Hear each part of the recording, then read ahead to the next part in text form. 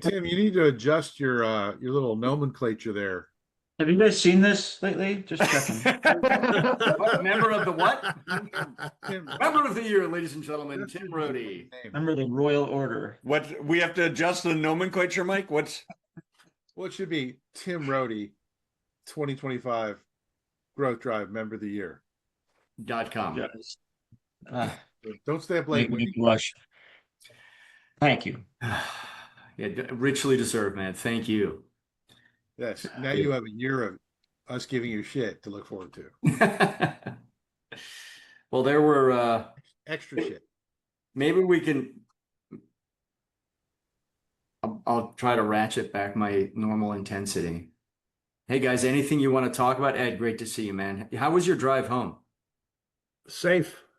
Excellent. Joe, did you The drive? weather was dynamite going to Atlanta, and then from Atlanta back. It was worked out perfect. Awesome. Lots of I'm driving lots to of relaxed time. Go to Yeah. Atlanta tomorrow morning, Ed. Well, so guys, anything you want to, anything that is on your mind from the summit? It's been almost a week since we saw each other. Are you going to ship out a list of the attendees and their contacts? Yes, I am. Yes, I am. That'll go out today.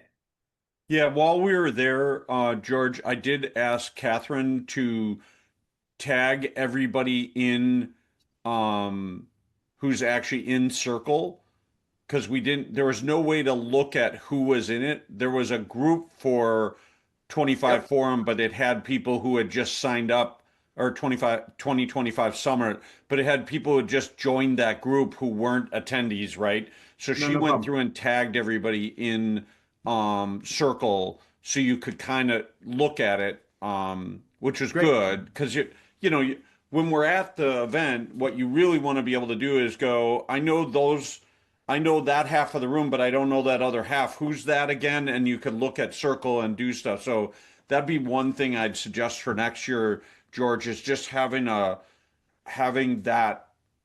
She could prep that because she knows who's coming, right? Yeah. So and what we can do is give 2025 Summiteer tag, next year 2026 Summiteer tag. Hey, Right. Speaking of which, October 5, 6, 7, 2026. It's a Monday, Tuesday, Wednesday. Game on.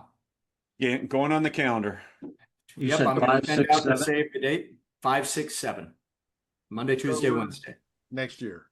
Yep, I'll send out a save the date to everyone who participated in the save the date this year, and we'll put the two lists together. 5th, 6th, 7th. 5, 6, 7. Yep.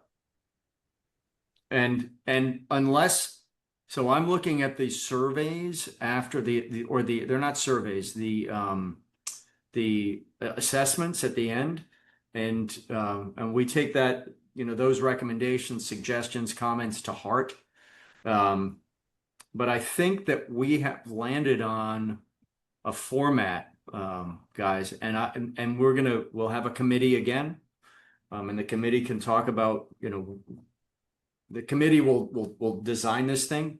Yep.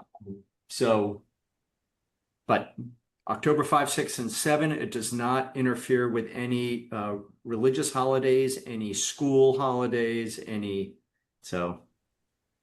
you know the dates for BEI yet? No, but I've told them that we're the 5th, 6th, and 7th, and to stay well clear of it. Okay. In a nice way, right? Obviously, we collaborate in a nice way. So they're nailing it down. They're going, well, I'll leave BEI to make their own announcements. Who here is planning on coming to the EPI summit in Nashville next year? I'll be there. Yeah, I'll be there. Okay, the rest of you suck. Well, Well, you that's what I meant to say. I can't look that far ahead just yet, but I would like to go. Yeah. It's interesting, and I specifically don't want to start a debate about different conferences, but George, real quick, go ahead. Ed needs to meet a lot of people that will never do business with him. This is vital that he come to the conference. Vital. Yeah. Mike, you need to turn your microphone up. No. Garrison. You're barely We could barely- audible. You're We can barely barely edible. hear you. You're not edible and you're barely audible. I was gonna say, never stayed at your Right house. on, Eric. Never stay at your house again. So one My of the stomach's one of the upset ideas, already thinking about eating you. Yeah. one of the ideas that came out of the summit was how might we workshop collaboration with non-growth drive wealth and insurance advisors, right? Because we bring a lot. In fact, that's a meeting I was just in. We bring a lot of juice as a community to their relationship with their clients, and vice versa. And so what might that look like? And I don't know if, so that's just one of the things. It all comes down, we are not, and specifically not, a marketing firm. We put marketing materials in your hands and resources, and we publish a ton, and you can use AI to repurpose it, but we are not, if you're interested in client acquisition, my answer is very simple. Call Mike Garrison. Call him. Figure out how to become professional about generating, real meetings with ideal clients. Click. Thank you, Mike. So Can you hear me now? Yes. Unfortunately. here we go. You've awoken the beast. What's that? Get the gimp. Just don't go downstairs. Don't go downstairs. No. That is one of the most disturbing scenes in movies. Anyway, guys, I'll lighten it up. What a great time, man. How fun was it to get together with a bunch of smart, fun, funny, I don't know who the funniest or person at the summit was. We're all very serious people, but we're having a good time. But how much fun was that? Yeah. The interactions, dinner was awesome. Dinners with people were awesome. The in-between time was great. I made a ton of new connections to people that we don't see always on the Klatsch, right? And that was cool. And seeing some people Steve's a great example. I had never met Steve, and Joe and Ed. Ed I saw last year, but Joe and Steve and I had never been in the same room, right? So cool to shake people's hands and look at them in the face and say hi. Make sure the ceiling's high enough. Yeah, Newt Barr. Thanks, I appreciate So it. for those of you watching from home, Joe's Newt not Barr is short. like 6'8". Joe is not short either. Joe is not short. Joe is There were quite a few Ed tall people is in not that room. short. Yeah. For the rest of us, for Tim, Mike, and I, and Eric. No, Eric's disgustingly tall too. How tall? Okay. So Andy anyway, over 6 foot. I think it was awesome to have Andy come over and to be so intimately involved. I mean, Yes. we hear him so much. Yeah. Yes. And he has some great insights, but having him in person was just so much more meaningful. Yeah. There was a ton of great stuff at the conference, but I'll tell you, I would have come just for Monday morning to hear Andy on AI. That was worth the price of admission alone, right? It was. So that was good. that was an really awesome. good. Yeah, it really was really well done. Super well done. Yeah, it was great. Andy was here till Friday. So on Wednesday night, a few of us, Marie and Ed and Andy and Sydney and I went out and had dim sum, which was really fun. And then on Thursday night we had Andy. Oh, Andy came to the house and we chilled out. Andy and I spent about 3 hours on Thursday afternoon walking around town, just doing a massive brain, debrief idea session. Andy's a treasure. And, Andy exemplifies everything that this community stands for, right? And so it was great. It was great seeing all of you and being in the same room. I've had meetings with several of you since, and we're attracting some. You guys are kick ass, and we're attracting some additional. About a third of the people in the room are not active. They're not subscribers. Yeah. And Good. yet they came. Yeah, good. They got exposed to what, Mhm. you know, to what's there, right? So Yeah, and thank you, Mike, for, Mike recommended to several people they be in the room. Tim did the same thing. I know we all do. It's cool. We'll see next year. You know, we're growing up, right? This year's summit felt very different. Last year's was super intense. The 2024 summit. You guys were thrilled about it, which is why most of the people who were here in 24 came back in 25. I think in 25 we're kind of zeroing. Would you agree that we're kind of zeroing in on a format and a size, frankly, a size of the event? I think the casework that we divided the room up into, and then having the individuals propose a case for discussion at the table. Man, that was so insightful because you finally see how each of our minds come from different directions on a topic. Yeah. And when you share it with everybody at the table, it's like, oh man, hey, that's a great idea. Never thought about that. Because, of course, if you haven't seen it, you don't think about it. 2,000 years of experience sitting in a room. Yeah, thank you, Ed. I totally agree. And Yeah, there was huge value in that, seeing, just hearing how different people were using the Growth Tribe platform different ways or different approaches they had with it. That was very valuable. Tony loved the thing. He's been to a lot of conferences and he was raving about it. By the end of the second day, I heard him talking with people about how much value he was getting out of it. So that was a good call. Yeah, Tony has been to some big dog conferences too. He has. Yeah.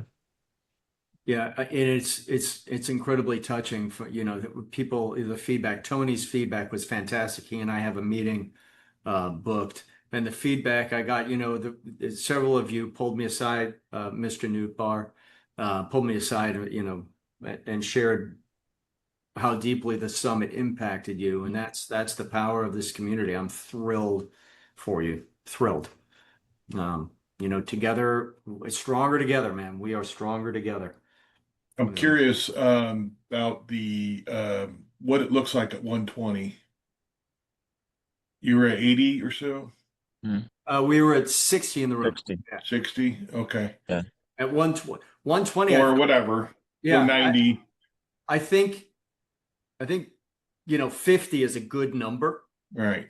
I think 70, if we bring some associates and sponsors, having 70 people in the room, I wouldn't want to have, the experience would change. Joe, at your point's a good one. The experience would change significantly if we break beyond that. Because imagine 2 rooms of, let's say 70, 2 rooms of 35, break that into tables of 6. You got 5 tables of 6.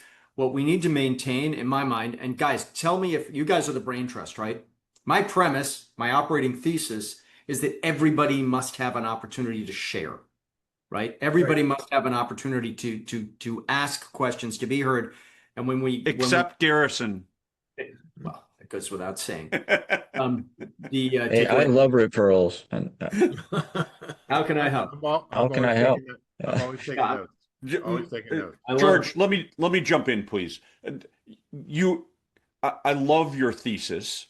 I think the thesis that we keep it intimate enough that everybody can participate in it rather than it turn into a huge lecture hall is the right thesis.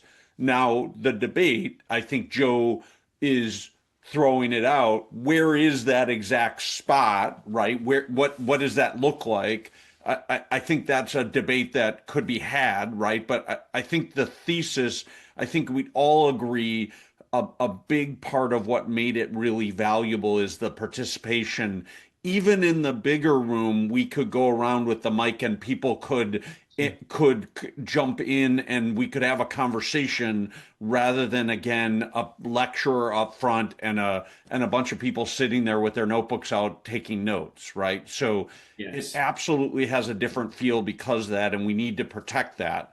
Now the debate comes on what's that right number that we can't go above and how do we structure that? And more importantly, so like as someone who's put on conferences as well in another life and got my ass handed to me, just like George has a couple of times, right? Financially, putting on Yep. a conference, such a great idea. These are not profit generators, man. No, Yeah. no.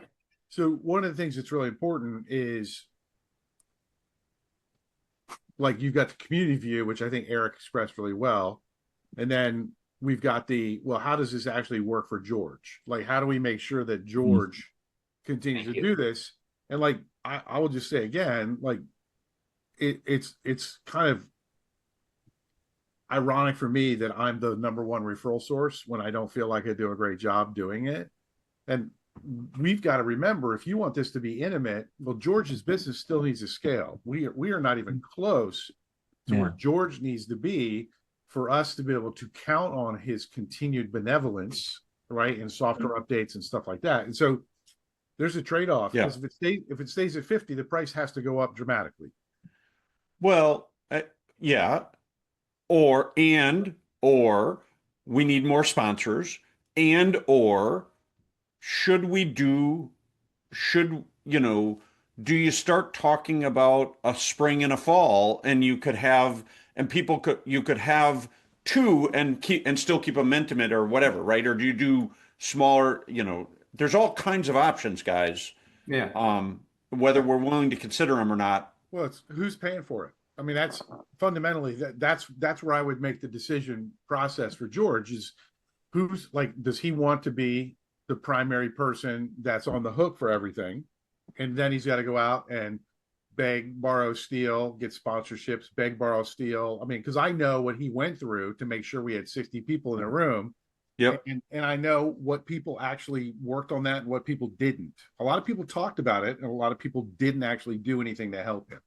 Right. Yep. So my point is, like, I am concerned about the sustainability and profitability of George's company first, because of how much I benefited from it. And I'm encouraging all of us on the Klatsch and beyond to take a little bit more of a growth drive look at what's going on and factor in the economics of what he has to go through for us to have the experience and take some ownership of that. Fair. Yeah, I agree 100%. And I'm going to throw in my 2 cents. Like I love the idea of the intimacy. I don't think that 100 or even 200 lacks intimacy. That's still a small conference. Like I've done a bunch of these myself, and you can still be my opinion, you can still be very intimate at 100, 150.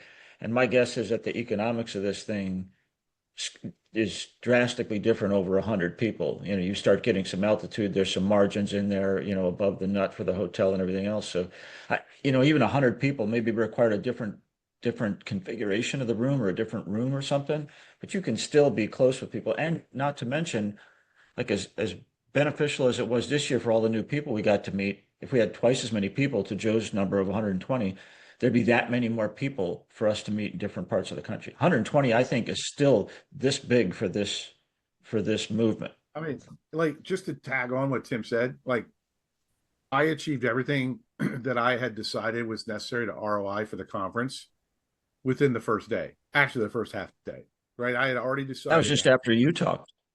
It was actually prior. So this is before after I talked, it got better and worse. ROI went down after Mike talked. For me, after he met me, his ROI went down. For me personally, yes. And I will not explain why, but this is actual truth. Actual truth. George knows what I'm talking about. But like the point being is, like, to Tim's point, as long as it's economically viable and George doesn't overextend himself, both from a work and a obligation financial standpoint, I think it's good, because intimacy is a individual decision. Like, if I had a dream for this conference, George, is that everyone would have personal accountability for their own experience. Yeah. George, can I ask just straightforward, did the conference break even or better? No. Okay. That's a problem, right? And to be honest, it wasn't close. I know you keep saying it, George, but I'm not offended by Growth Drive making money on the conference. That is perfectly okay. It should be perfectly okay, right? Yeah, it should be. I agree. Thank you, guys. Thank you. Just say thank you and shut up. Okay. Yeah. So Yep. what, So George? I will tell you that, anyone who's run a conference knows that you sit down with a significant contract with the hotel. Yes. And you have to, I mean, that's what we signed up for, right? That's I signed up when I say we're going to have a conference. I'm signing up to say, okay, we're going to pay out a bunch of rope, and then I'm going to work my tail off. And you guys are great, right? We have a great community, and we come together, and that's why we do this. If it could be easier, great. Who says no to that? But I'm thoroughly committed to doing this, and well, we need to decide. Last year we said we wanted 70 people in the room, but for a few of people who were like in France on vacation, we just lost a few. We were 10 away. That's fine. But doing things, if we think about this summit, what was great about it? Bigger room, great AV. Doing those breakout dinners are still, who loved the breakout dinners on Monday, right? They were fantastic. And then having the community celebration at the aquarium, that's just, those are great. Those are great events. The event at the aquarium was off the charts. Yeah, George. thank you, I man. mean, that was, not only was it a cool location, but you got to wander around and talk to people, and that was a really cool event. That was, thank you. Thank you. That was, I actually have to thank Sydney for the idea. She went to a welcome advising. It doesn't matter. So my purpose for asking that question was getting back to I felt the group was sort of, wait, we're going to split up. When we did that one session, there was like this whole panic. Like, what do you mean we're going to be splitting up? I'm just saying that culturally, as we start thinking about the evolution, we got to be prepared to then do tracks, right? Yeah. And we tried that, but you could just see like, oh my God, this is going to be such a different experience being in the breakout rooms. And so you kind of backpedaled. It seemed like you were facilitating a little different shift. Hey, we're going to do something else. And I'm just curious about next conference and how we get through that, because we got to push through that to say, this is the efficient way to disseminate information. Yeah. And we've created a bunch of guides, right? You guys have all participated now in a summit. It was our first summit with tracks. I learned a couple of lessons. We also shuck and jived, right? In the first, it was supposed to be a breakout. And Joe, I felt that in the room. People like, wait, we had gelled as a group, right? Yeah. When we said, okay, well, you have a choice. You can go and sit at you can sit at that table, or that, you can go to that room and be in this room. I felt that, Joe, and thank you for highlighting it. So we can do a better job. Well, just more clearly set expectations in advance. And you guys are guides, right? You've experienced it. You're like, hey, man, it's great. Even if you go into the other room, we're going to come back and we're going to share what each room learned. And I thought those were great sessions. I just didn't want to go into a room with a bunch of freshmen, and all the seniors are going to a different room. I mean, it's just one of those things. Oh my God, all the knowledge base is going to a different room. Which room do I go to? And so that was kind of one of those things that was really an interesting dynamic. I don't know. Yeah. You can prep for it and whatnot. The opposite room of Garrison. George, it's time. Yeah, Mike. It's time, George. We have to institute the conference beard. The conference beer? Yeah, beard. And you have your name tag, and we have to have all of the little stickers, all the little ribbons that you hang off of it, so that if you're senior, you've got 15 different little ribbons that reflect, 5 conferences, C3D, board member of the year. Creating right. Creating a caste society. That's what we need. Thank you, Mike. If we institute the conference beard, it's all going to work. Well, yeah. I'm fired up for next year. If we can attract, how many people do we need in the room, George, for you to make money? For it to get to break even or higher? Well, It depends how much rope we pay out, right? Guys, what do we want the experience to be? So if we look at this year, if we had had 70 people, um, we would have broken even, right? Okay. Or we would have been a little above break even. And I don't mind. This is a business and we need to make money. But I don't, I don't view the summit. I view the summit as a gathering, and a very important part of, we attract new members to our community, and we also all get to renew, and deepen these the one-on-one relationships, which goes to part of what we covered during the summit, which is that these in-person exchanges, AI is AI. These in-person relationships are really what sets us apart, and makes us more effective as advisors. So George, in addition to number of attendees, would not more sponsorships or having more sponsors contribute as well? Well, Right. we end up with a double-edged sword, yeah. So if we have more attendees, then we can increase the cost of sponsorship, Mike. Right. Right. And that's what I would do. Within I don't think we want more, not necessarily want more sponsors, because we're going to maintain our what I've shorthand as our Reg BI focus. So we want to have the right people in the room. And last year we had 2 sponsors. This year we had 7. So There's a couple different ways to go about a conference business model. And I'm no expert, but I've done a few of them. And one of those approaches is that the sponsors cover the nut. Like total cost of the hotel, meals, you figure out what that number is, you divide it up among the sponsors and you get that sold. Now the revenue from the attendance is your margin, right?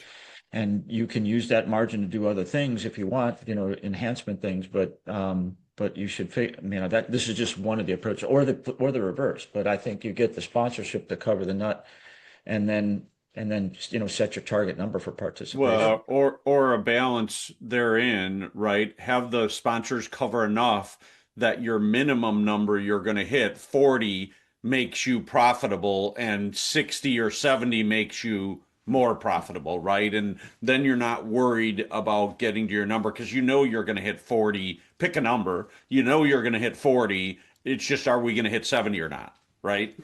I think those of us who sponsor feel that we'd like to try to get the meals out of the cost for George so that we don't have that expense.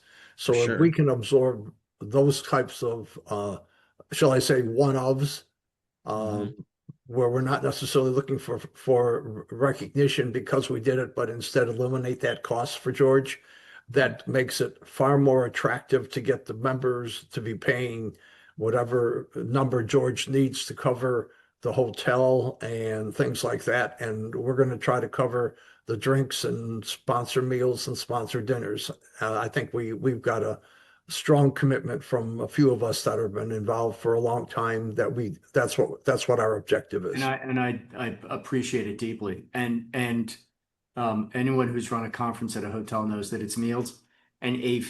The AV is an AV. So yeah, man. But guys, this is incredible. George, I'd like to talk to you about sponsorship for next year. Okay, Eric, I would be happy to have that conversation. Thank you. So recording, And that's the big thing. We need to make sure that there's enough money in the budget so you can record this stuff. Because that is an interesting topic. Guys, I talked to one provider and they are a top tier. Thank you, Joe. I want to acknowledge, thank you, Joe. Support the sponsors between Summit. That's why they're here, right? Yeah, make the idea of being a sponsor even more.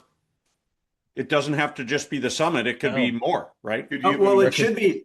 And give them a link on the website too. Link on the website. We do podcasts. We do guest blog articles, and you'll see a bunch of. You'll see that periodic emails pushed out to the whole membership. Say, hey, remember this was just that Ed was a sponsor. Here's how you can use him. I think Mercer was the gentleman that spoke on behalf of Mercer was so clear in how he identified what it would do, but I don't believe Are you talking We about all Madison received Insurance? Madison for you Insurance to Group, take yeah. it back to apply it. Yeah, You mean you were Madison. you meant Madison, right? Or Yeah, Madison, Madison Madison, I'm Insurance. Yeah, sorry. yeah. Yeah. I've seen that guy before. He was at the EPI conference, by the way. Yeah. Yes, he was. Yeah, And that's a great group, and they're non-disruptive, right? They're a net additive. Yeah. I thought that was really cool, actually. It's really cool. It's like, wait, what's the catch? There was Yeah. no catch. They were just smart as heck.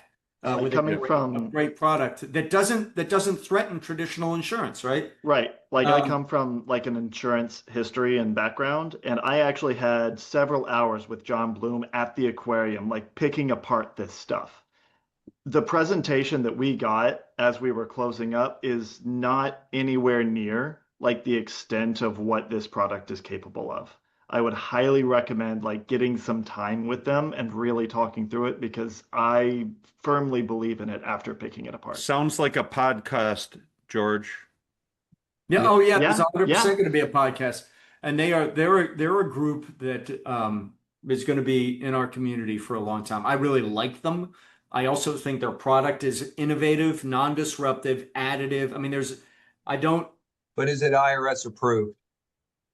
It doesn't. The IRS well, doesn't. yes. The IRS doesn't have Short- jurisdiction. Yeah, I was about to say Wow. short story, yes. Long story, it doesn't matter to them. Wow, it doesn't matter to them. I hear you. Because I'm just right. telling, clients, people are going to look at it and say, has the IRS looked at this? Have they blessed it? Are they okay Yes. with it? They've looked at it IRS 12 different times. So essentially 12 of their clients with these products in place have undergone full audits, not because of Madison, but just as a matter of course. All right. And Well, they got it's- the full green flag, full clear. And all right. Okay, And- I'm just saying to you that I'm sorry to I'm sorry to go Go ahead, down a please. rabbit hole, but I'm just saying to you as a CPA, and I've talked to clients about these exotic insurance arrangements. A lot of them are like, yeah, I read about them. The smoke and mirror game. The IRS. there's no is wait, all- guys. I want to make sure we're very But anyway, clear. Guys, Steven, wait, time I'm gonna out, reach time to out, you. You can give me a time out. download.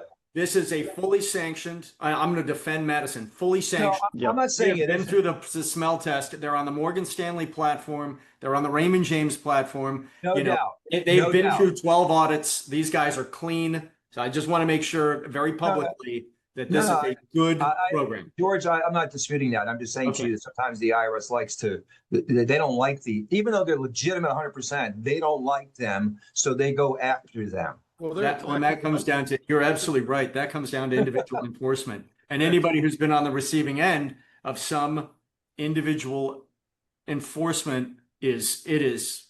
No, I'm Like, going to reach out to Steve. I'm going to reach out to Steve and he'll give me the download. I don't want to waste anyone's time. 100%. And Mike, you're right to raise the question. I just want to make sure that there's no misperception out there. Listen, I think what they're doing is totally legit. I'm just telling you that there's other areas of the tax rule law that the IRS doesn't like the micro captives. Yep. the 830. Captives. Oh, They yeah. hate them. Oh, but absolutely. It's in the statute. It's there to be used, but they hate them. They still hate They them. go after them. Anyway, Yeah, this is different from I that. was in a federally controlled industry for over a decade, and Mike, I hear you, man. Wrong person darkens your door. You're like, wait. Anyhow, hey, let's shift gears because Mike made a point and about recording. Yep. Love to be able to record it. Now, if you think about the logistics, guys, think about all of the microphones, the cameras, et cetera, that would have been needed to record, to really capture what we did. It's so complex. I just throw out a question, George, to that. Yeah. What would be the purpose of recording it if you're not going to then charge for non-attenders to watch that or something? Because we don't want to give away for free what people paid good money to come and see, right? 100%. And there's an argument to be made, and I'll turn this over to you guys because what's equitable? If you don't, so from my perspective, let's say our nominal cost this year was $1,795 if you didn't take advantage of the early registration discount. Now, if you decide you want to watch it from home, you want to participate from home, you are not paying for airfare, you're not paying for hotel, you're not going out to dinner, so you have a savings there, right? That's a real savings. You are not able to participate in the workshops themselves. You can listen in. So there's no such thing as free, Yeah. Eric. Well, And I would ask you guys what you think the discount might be, if any. We're looking at a big, it is a big the biggest dollar number. It eclipses Meals and AV to record it because it is so. two things. Two things, Go George. ahead. Number one, walk before you crawl. So video is the really big nut. Walk before you crawl. Yeah. That's you walk into a bar. Yeah, I'm serious. And then you crawl out. I like this principle. I'm glad you caught it. So like, here's the problem: is like we're trying to be perfect. So like, what's really valuable? The audio is valuable, right? No one is presenting anything at the conference Correct. that is unique or new. I'm Mhm. sorry, right? Because if you think the value is in the presentation, you missed everything Andy talked about. Like, right? And so what is the value of being at the summit? Live. So I would not, I'm just telling you as a board member, I'm a hard no on you having to figure out technically how to live stream that shit. I'm a hard no. That's a pain in the ass. I don't want that kind of Yep. friction or tension. I see a lot of nodding heads. Right? Gotcha. So Yeah. number one, if you want it live, if you want first fruits, Then get come. get your ass to Charleston. Now the Exactly. Yep. the recordings have value, right? And the first value is to you, George, 100%. right? There you go. Right.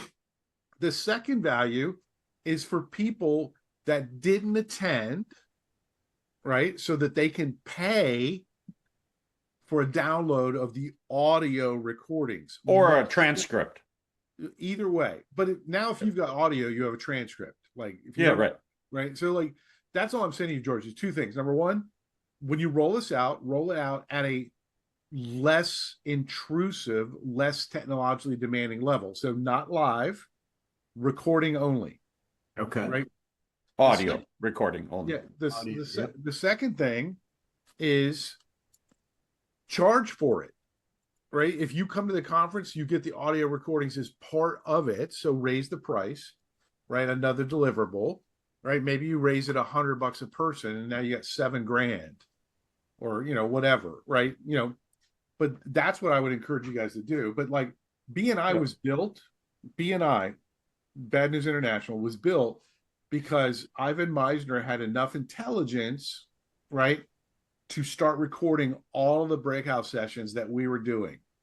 And those things were sold and made him hundreds of thousands of dollars and spread the gospel, as it were, across the country. At one point, they downloaded or they bought CDs of mine, like a couple hundred, in China in the early 90s.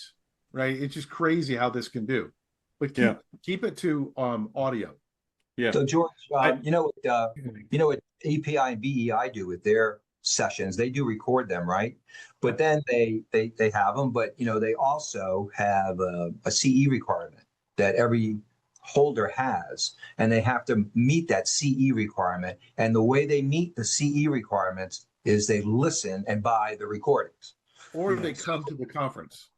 or they come to the Well, conference. and there's a hybrid here, Mike. But if you can't come to the let me finish this, Mike. If you can't come to the conference, you can still get your credits by buying and listening to the recorded sessions, and you get credit for that. Especially yours, you get double credit there.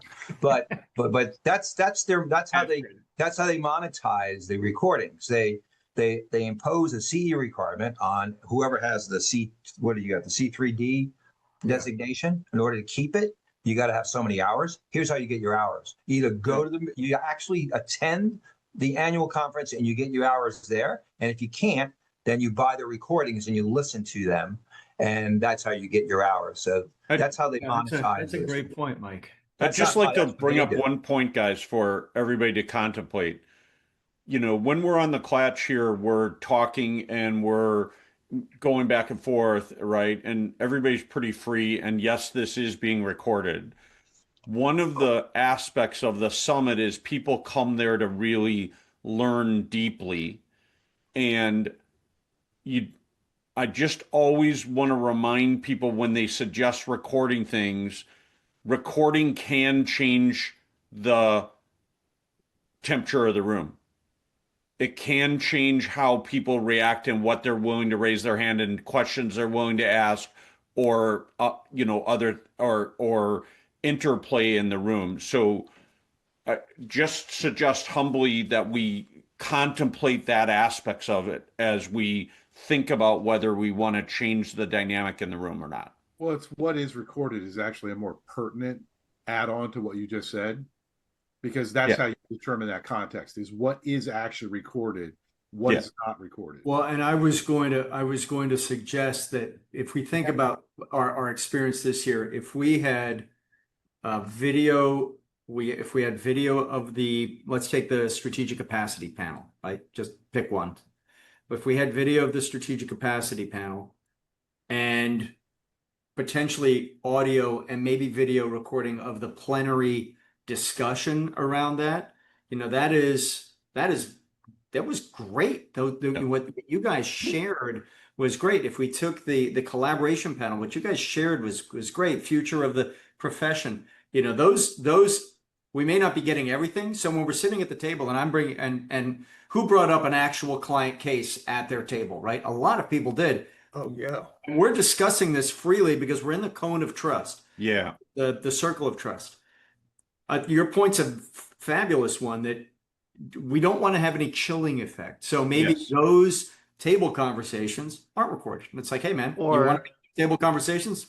Come to Charleston. Or we could potentially record them but not release those recordings and instead transcribe them into like a Q&A, anonymized, but essentially case study-ized, so that the person asking the question isn't necessarily identified, which allows you to bring forth maybe more sensitive topics because then it's not actually reflecting to the wide world on any specific person, but you still get that discussion and all of that information that comes from the question. I love the recording idea. I want to be, I'm on tape saying I love the recording idea. I just want to remind us of the risk, right? Yeah. Right.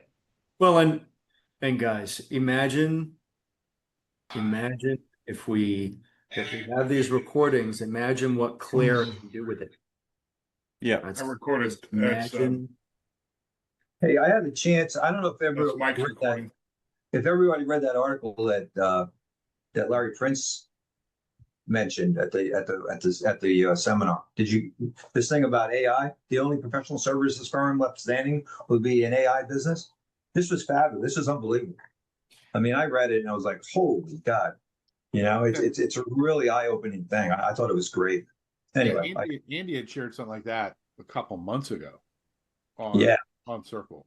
Yeah. I know, but I read it for the first time and I think the bottom line is, as they suggest here, what they really tell you is that you got to be an AI service business, right? Not someone who uses AI, but someone who helps others win with AI. Yeah.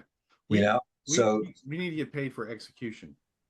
Right, because as the article points out, right, expertise and knowledge is ubiquitous. I mean, everyone when I was in a CPA firm, right, the leverage I had over my clients is I knew the shit that they didn't know, and they could never figure it out, and they couldn't get access to it either. But now they can get access to anything. It's just. Well, I get an email. Yeah, Joe. I mean, Mike, that's a great point. Keep going. Sorry, didn't mean to interrupt. But Mike Garrison's right. It's not just knowing it; they can find it out and they can understand it. It's getting it actionable and making it work. That's where the value is added. But I thought it was a great article. I just had to mention that. I will dig it up and read it. And so George, you mentioned something. I just want to clarify this. I made some notes. I think you said this, that Claire will eventually replace, what is it, 90-0 or 90-1, or what is that tool? Well, 90. I love the people at 90.io. Yeah, go ahead.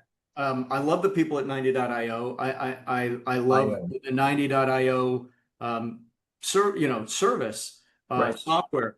The question becomes, if we have an analysis, planning, and execution platform, right? AI gives us an alternative to project management tools like 90.io. AI is able to to take the execution leadership business operating system, our LBOS, and LBOS, and take it out. I can't help myself. And have you build not just org charts, but create function mapping, right? Believe me, we have a rubric, a resource, and it is called Fuels and Powers.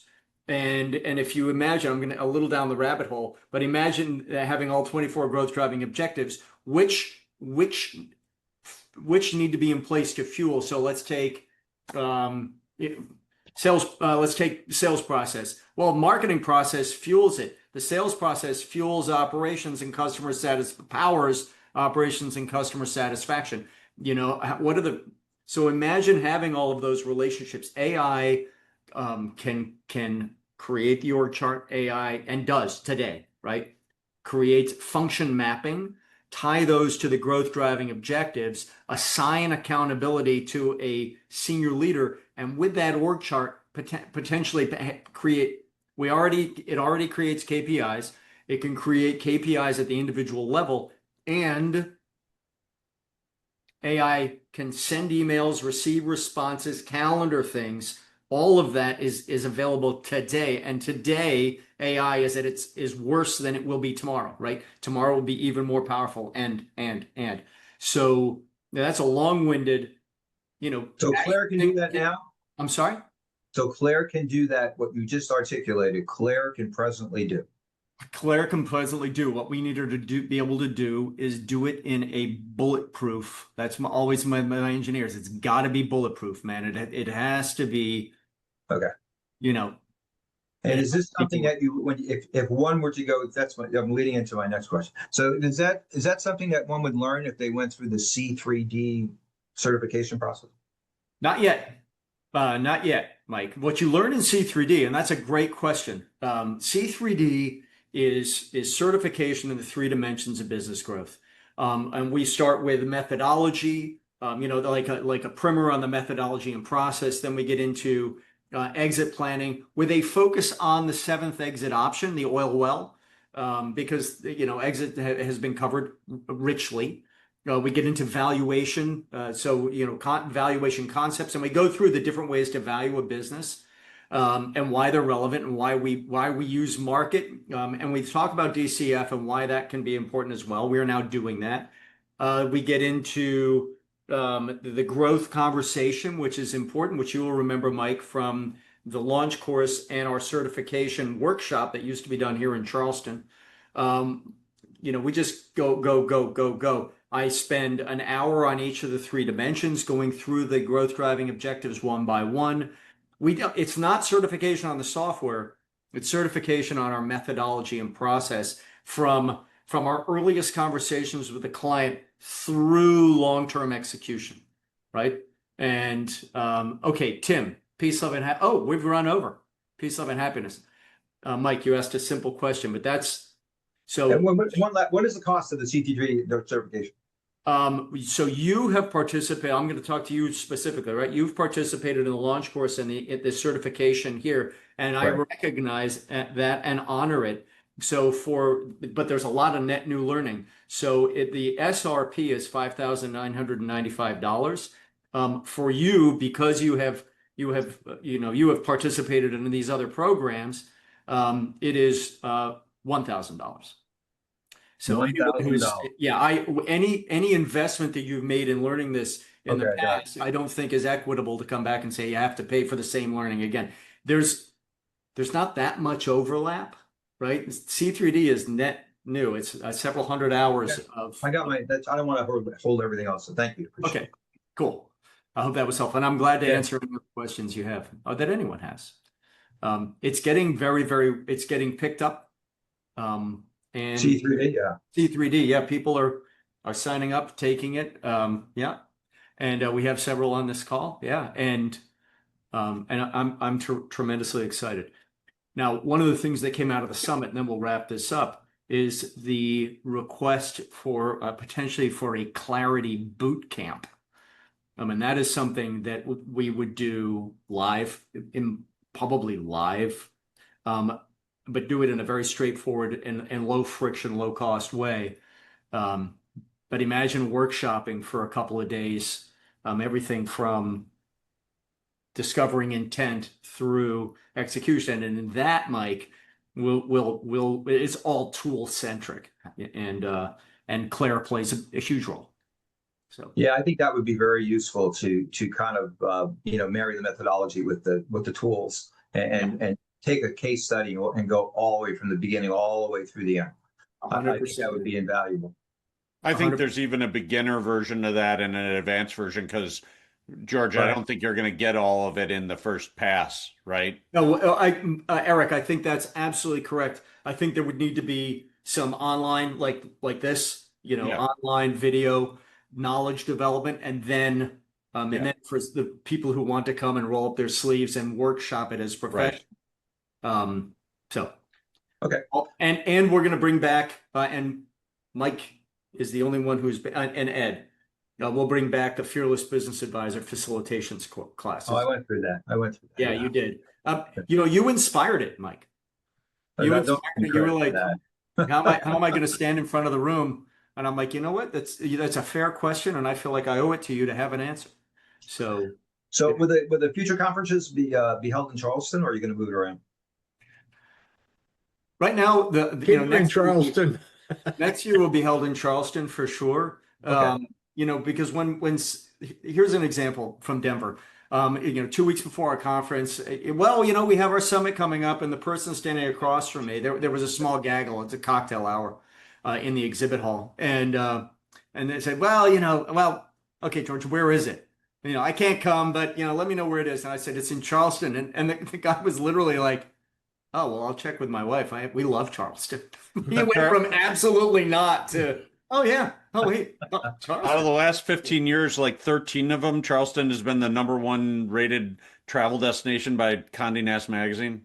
And I want to have a conversation. We've run over significantly, but I'd love to have a conversation about the hotel, what we experienced. I've gotten a lot of good reviews about the hotel. One person wasn't happy with their room. It's a quirky old hotel. So, I had the same thing at the Dell. NACFA used to have theirs at the Dell, and I had one room I had a beautiful room one year, and then the next year I was literally under a stairwell. I'm like, this is not a room. This is a bed in a closet under a stairwell. So, I think we all have. And the Dell is magnificent, right? Ed, you've been there how many times? Oh yeah, half a dozen times. Yeah. So anyway, another conversation, guys. We have run over. Thank you so much. I'm sorry we were a little late getting started. No worries. Mike, you actually didn't miss much. I got an email from Mike like, "Are we having a Klatsch?" Well, did it start on time? Because I was there. It did not. It did not. What I didn't realize is my other meeting running over was going to block you guys. So I will just block the time before it. And okay. Have a great week, guys. Anything I can do to help, let me know. I appreciate you all. Thank you so much, man. Thank you. Well, and similarly, George, I know we were talking about it, but let us know what we can do to help you as well. Thank you. It's not in my nature, Steve, but I will. That's what Garrison is, the henchman. So thank you. And Eric, I heard your comment and your offer, and we'll talk about it. Yeah, I got some more to talk to you about. Awesome. I am here. All right, guys. Be well. Great. Thanks, guys. Bye.